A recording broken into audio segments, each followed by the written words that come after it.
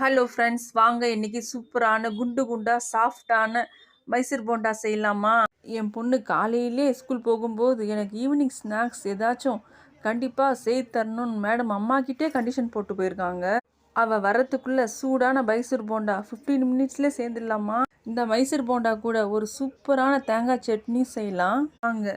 மைசூர் போண்டா செய்ய 1 கப் தயிர் எடுத்துக்கோங்க, கொஞ்சமாக ஆயில், தேவையான அளவு உப்பு, சோடா மாவு, 2 கப் மைதா, 4 பொடியாக கட் பண்ண பச்சை மிளகாய், துருவின இஞ்சி, சீரகம், பொடி பொடியாக கட் பண்ண கொத்தமல்லி, கறிவேப்பிலை, தேவையான அளவு தண்ணீர் சேர்த்து மாவு கையில் எடுத்தால் உருட்டி போடுற மாதிரி இருக்கணும்.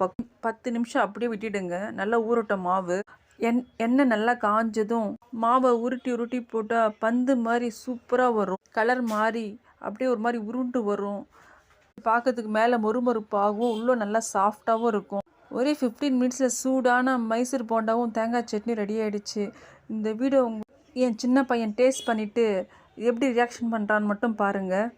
இந்த வீடியோ பிடிச்சிருந்தா லைக் பண்ணுங்கள், ஷேர் பண்ணுங்கள், கமெண்ட் பண்ணுங்கள்,